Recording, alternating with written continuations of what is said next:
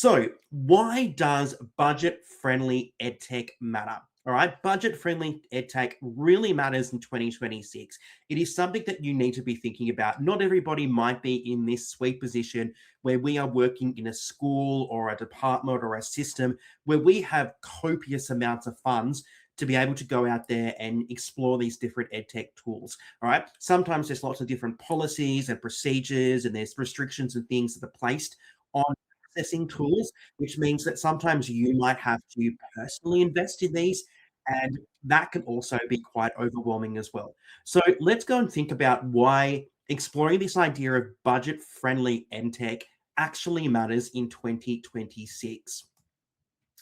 So, technology, it's a great tool. You know, I love it. Otherwise, I wouldn't be here talking to you right now. But technology should support great teaching. It is something that I have spoken about many, many times. Technology is not here to replace you or I. It's not here to replace your role as a teacher to, provide those explicit lessons and experiences and develop those skills with our young people.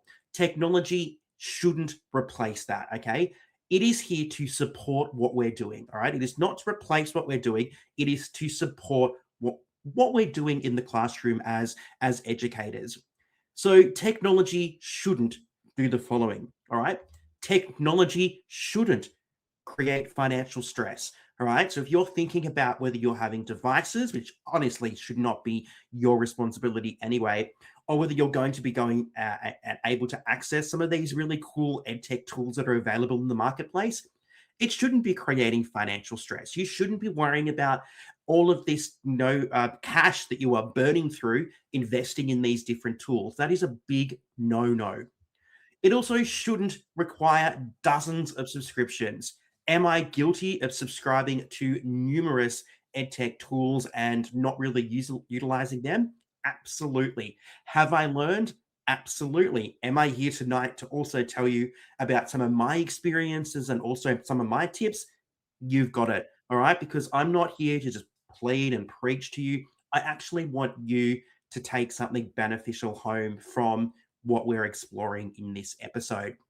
Also, technology shouldn't become another thing on your to-do list. All right. It shouldn't be something that we have to add, something we have to spend, a ridiculous amount of time setting up or using or, customizing for whatever purpose we have.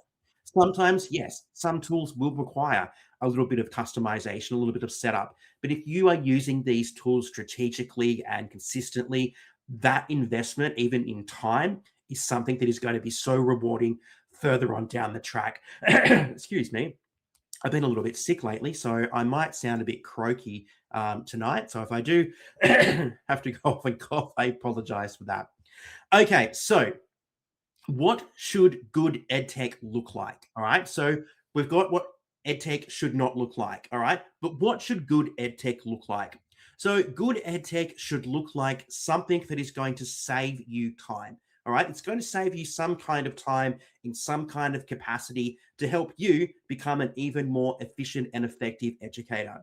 It should also improve student learning outcomes. There must be a point, there must be a purpose behind utilizing an EdTech tool, not just utilizing it for the fun of it. There should be some kind of reason.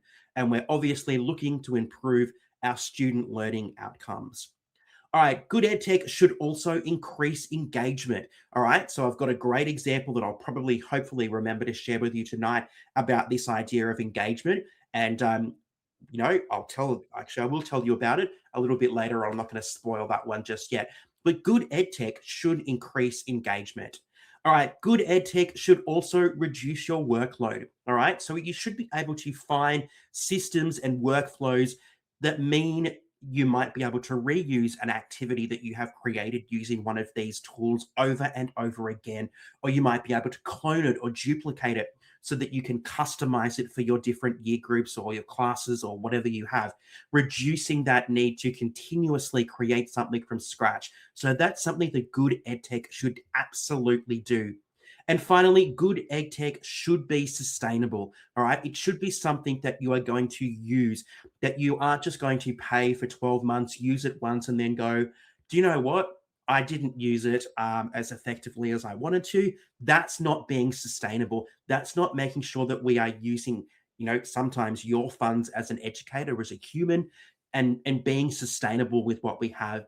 So good ed tech is really valuable in the classroom, but we need to think about why we're utilizing that ed tech and what's the purpose behind that educational technology and what we want to achieve from utilizing and subscribing and implementing that into our classrooms.